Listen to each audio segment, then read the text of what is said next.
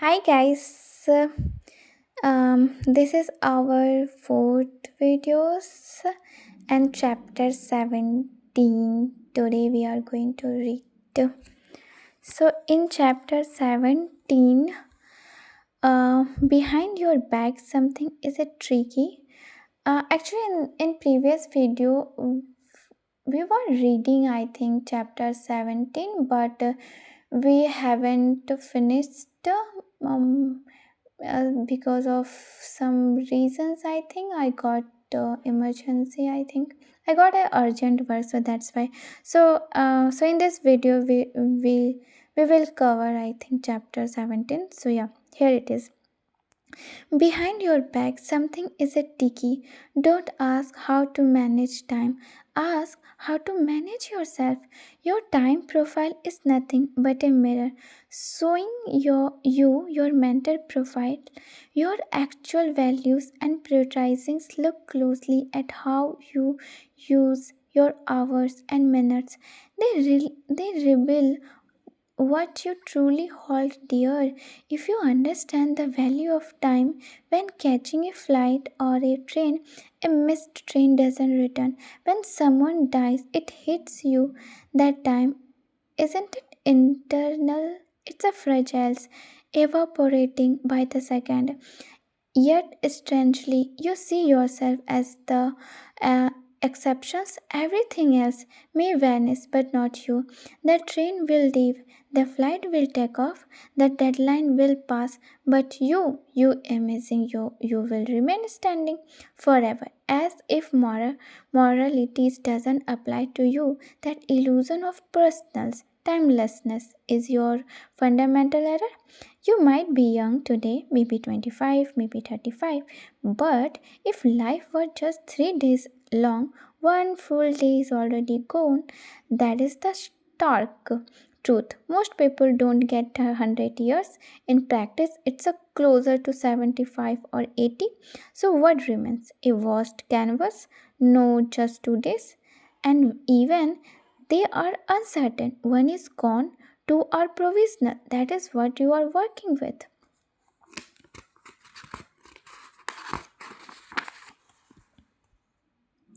If you truly grasp this, you won't keep asking how to squeeze more appointments into your calendar. You will ask how to refine yourself, because when you manage yourself, a time follows. Fear the inner dictator. Chapter 18. When the mind's growls listens. Quotations. Fear, turmoil, upsets, treat them as well wishers. They come to whisper that something in a life needs attention. Greet them honesty, and they vanish like clouds, revealing a sky that was also always sunny and clear. If you are not feeling right, don't suppress it. Your nature is a deep insecurity and effortless rest. Anything short of complete inner stillness is a symptoms. Don't ignore it. Your doubts survive a purpose. The mind's the mind's agitations is never a random. Is the mind disturbed without cause? It carries clutter because you value it. Whatever is valued will be perceived. Why do I value the needless? Because you don't know what is truly needed. Why don't I know what is needed?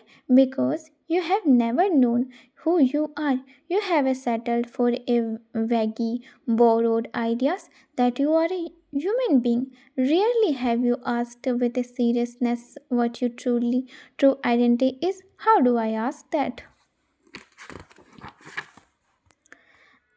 Look at where your body, feelings, thoughts, opinions, and actions arise from. When the inner energies glows and lessons don't pretend, what you refuse to face, you can't repair, right? Chapter 19. Fear is a liar. Test it. Are you afraid that something bad may happen? Fear is already the worst that can happen. Fear doesn't come from an event, it comes from your assumed helpless before the events. Ask You say you are afraid of what might happen, but are you not more afraid of how shattered you will be if it does happen? You assume an impact. Is it the event itself that terrifies you, or your own fragility in front of it? Would you still terrible, terrible if you could say with the convictions, "Let anything happen, let the world, um, let the world fall apart. It can't touch what I truly am." If you knew yourself to be invulnerable, if you clearly saw that what is initially in you can't be touched, altered, or taken away, but fear still haven't ground to stand on. Fear claims that the world can snatch away something precious from you, but fear is a liar. It thrives on your unexamined assumptions. Test those assumptions. Test fear itself. Let the worst comes. What really happens? You will see that even amidst the collapse, you remain even in loss. Something deeper in you stands untouched, but there is a trap. If you have built your life around the non initially, if your happiness is rooted in things, people, identities, and hopes, then fear will cling to you, look to you like a shadow. You will always be anxious because you always have something to lose. To be fearless is not a control what happens. It is to be rooted in that which cannot be lost. The key to fearlessness is not a bravo. It is a discernment. Discriminant. Drop your dependency on the trivial, and fear will drop on its own. The world can seek only what is seeking. Know what in you is unshakable. Stand there and be free. Now, this is the chapter 20. Fear isn't it weakness, it's a message. L- Listens to your fears. They aren't telling you where the external threats is.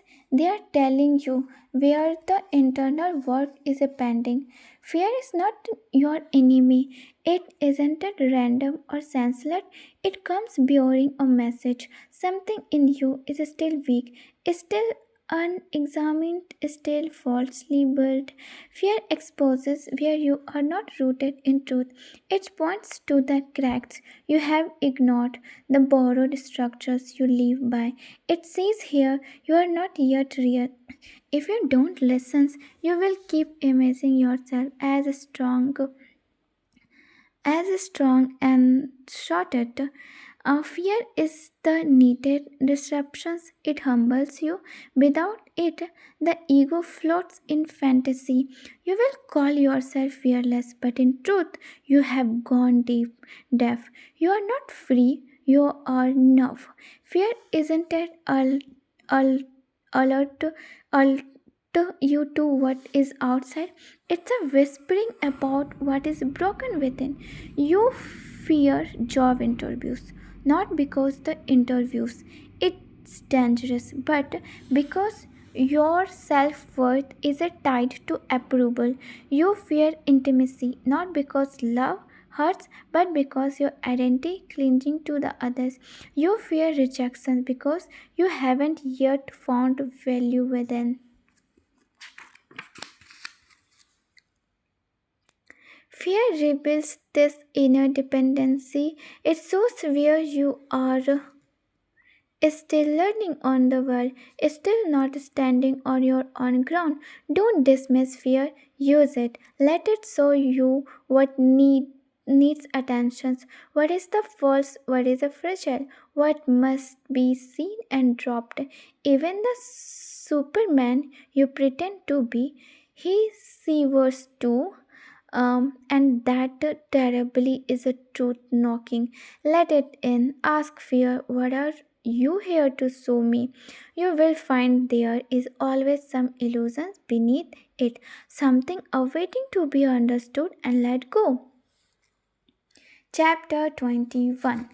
With terribly hands, fearless is not the absence of fear. Fearless is the freedom to not to be carried away by fear, to do the right thing in spite of fear. You ask, is it possible to act rightly with terribly hands? I say there is a great joy in doing the right thing with a terribly hands. Often, often, the false path feels comfortable. It allows you to proceed smoothly, effortlessly because it flows with the current of your inner conditions. But truth is a challenge. The moment you move toward it, resistance within began to rise. Fear, discomfort, confusion, they are not always signs of a wrong direction. In fact, more often than not, they are the marks of a genuine journey to act rightly in spite of this inner uh, tremors. That is a strength and that is integrity. Don't be too quick to retreat when fear appears. Let fear be, let it terrible, let your legs shake, let your voice quiver, but don't betray the right action. The presence of fear doesn't always mean you should stop something. Sometimes it's just the ego's last attempt to keep you tied. Understand, falseness is a seductive precisely because it feels easy. It rarely offends the inner inertia, but the right thing, it will almost always demand something of you, something real, something costly.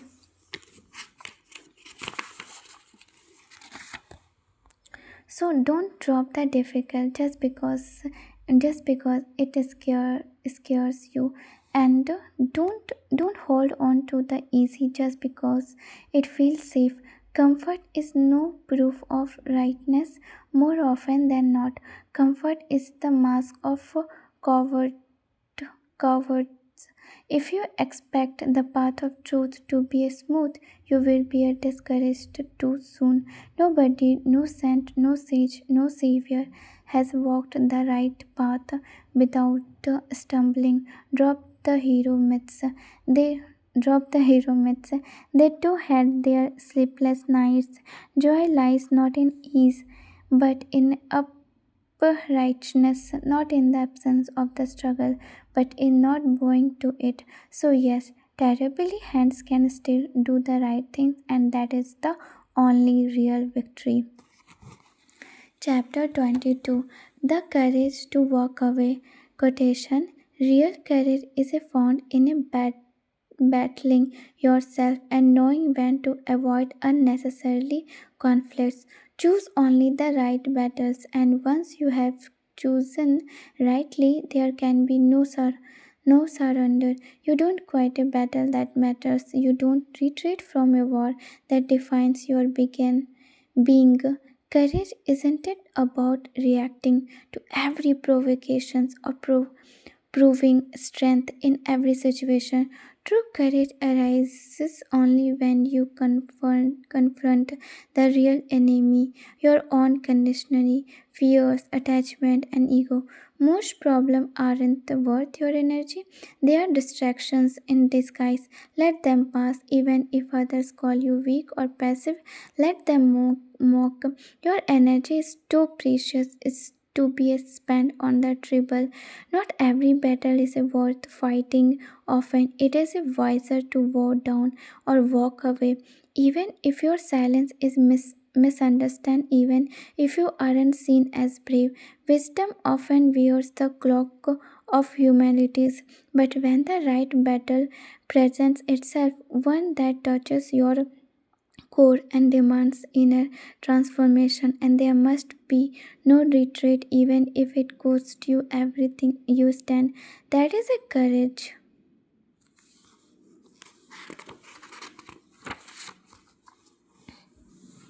Chapter 23. Confidence is a fear. The more dependent you are, the more afraid you will be. The key to fearlessness is not a confidence, it is a freedom. Confidence doesn't cure a fear, it only masks it.